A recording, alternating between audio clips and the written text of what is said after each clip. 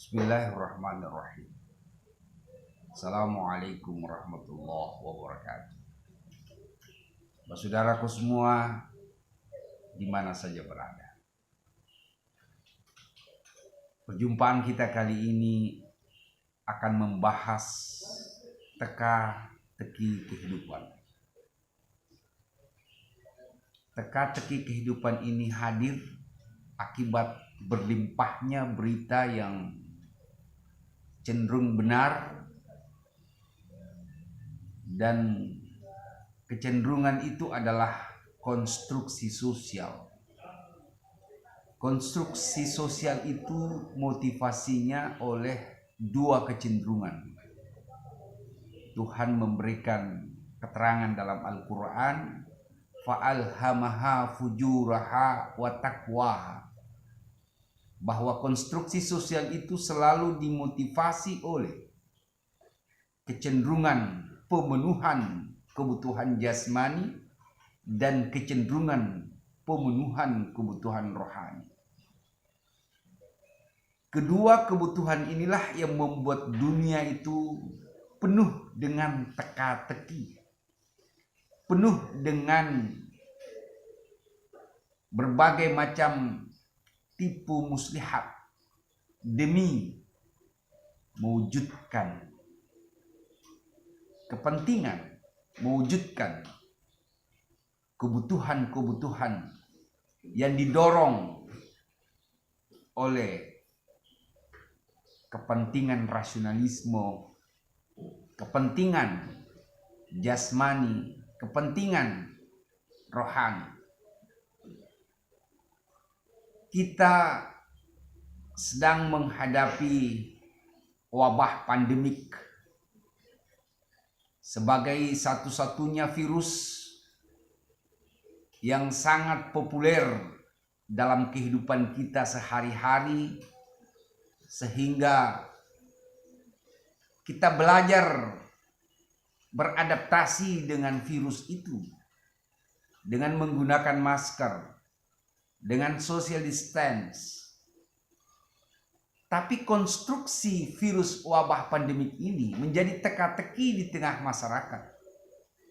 Karena banyak hal-hal yang sifatnya tradisional, modern, beradaptasi menjadi satu di tengah pasar global. Indonesia beradaptasi dengan dunia global sehingga banyak melahirkan teka-teki kehidupan. Teka-teki kehidupan ini hadir untuk berjuang meraih simpati publik.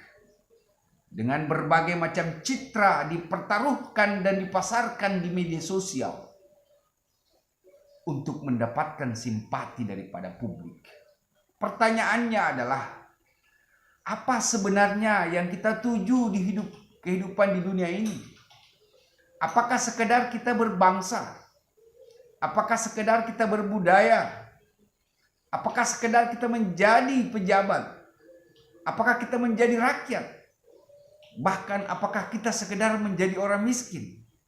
Dari label-label kebudayaan yang ditempelkan oleh kaum intelektual yang melahirkan pemetaan sosial.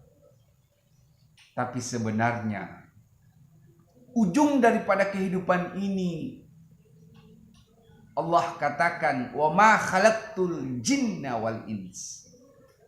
Kita diciptakan ini tidak lain dan tidak bukan adalah menjadi abdillah, menjadi hamba kepada Allah sebagai sunnatullah. Kenapa? Karena ujung daripada pertarungan hidup ini adalah kematian. Dan kematian yang diinginkan oleh seluruh makhluk hidup adalah kematian yang husnul khotimah. Sebagai visi misi kita yang ingin kita capai dalam kehidupan kita. Untuk mengakhiri kehidupan kita di dunia ini, kita dianjurkan untuk percaya kepada hal-hal yang gaib, yang tidak bisa ditangkap oleh panca indera kita, tapi yang bisa membaca dan mendeteksi semua itu adalah panca indera spiritual, panca indera rohani, dan panca indera keyakinan. Ketika kita berbicara masalah keyakinan, maka bukan rasionalisme yang menjadi panglimanya, tapi yang menjadi panglimanya adalah agama, akidah, iman. Segala sesuatu yang tidak bisa ditangkap oleh akal hanya bisa dideteksi oleh hati yang paling suci dengan siraman-siraman agama yang akan memproduksi data-data spiritual untuk membaca teka-teki kehidupan kita. Jangan kita dibelokkan oleh rasionalisme yang relativisme seperti yang ditemukan oleh Albert Einstein, sehingga kehidupan ini semua serba relatif. Tetapi ada kepastian, hidup adalah kematian. Siang, malam itu adalah sebuah kepastian dan tidak ada relativisme di situ. Teori relativisme tidak bekerja di situ. Karena teori relativisme hanya bisa dipertaruhkan dalam logika rasionalisme. Logika rasionalisme itu hanya mampu menjelaskan rotasi kehidupan kita yang sifatnya sosiologis, psikologis, dan antropologis. Ketika ini menjadi wacana, maka relativisme menjadi paradigma berpikir untuk mengukur sifat-sifat perilaku kemanusiaan kita. Kita sebagai bangsa Indonesia harus patuh pada Pancasila sebagai wawasan bersama untuk bisa beradaptasi dengan gerakan-gerakan pandemik yang dikonstruksi untuk kebutuhan ekonomi global yang hari ini menjadi teka-teki di tengah masyarakat. Menjadi teka-teki sebagian masyarakat akibat banyak informasi yang tidak tersalurkan di tengah-tengah masyarakat. Banyak informasi yang hoaks yang menyirami pikiran masyarakat, sehingga banyak teka-teki kehidupan yang diproduksi untuk kepentingan dan tujuan tertentu. Untuk menghapus luka masyarakat ini, maka butuh cara pandang yang pasti yang harus diproduksi lewat pabrik agama. Karena agama adalah pintu penyelamatan dan keselamatan. Sementara negara adalah aplikasi dari pemahaman agama yang komprehensif dan universal. Tidak ada kekuatan akal tanpa didukung oleh kekuatan agama. Akal dan agama adalah dua mesin yang harus kita gunakan untuk membaca teka-teki kehidupan kita. Teka-teki kehidupan yang tidak terjerumus atau belum dirumuskan secara nyata, maka dia akan menjadi hayalan belaka.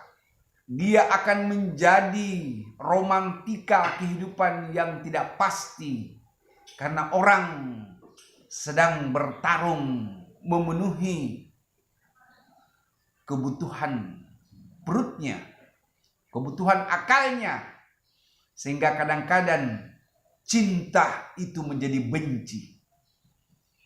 Akibat citra untuk mencapai sesuatu, maka kita kerap kali mengiris-iris perasaan saudara kita sendiri dengan melecehkan, dengan menggunakan kata-kata yang tidak pantas untuk kita keluarkan sebagai negarawan, sebagai agamawan. Kita hadir di dunia ini keluar dari sunnatullah. Kita hadir di dunia ini keluar dari perintah Allah yang sesungguhnya, sehingga yang kita rasakan adalah kepedihan, yang kita rasakan adalah kebencian, yang kita rasakan adalah konstruksi sosial yang tidak mendidik masa depan kita di dunia dan masa depan kita di akhirat. Inilah pertanyaan-pertanyaan teka-teki kehidupan yang membutuhkan iman untuk memastikan arah dan haluan kapal harapan itu kita wujudkan lewat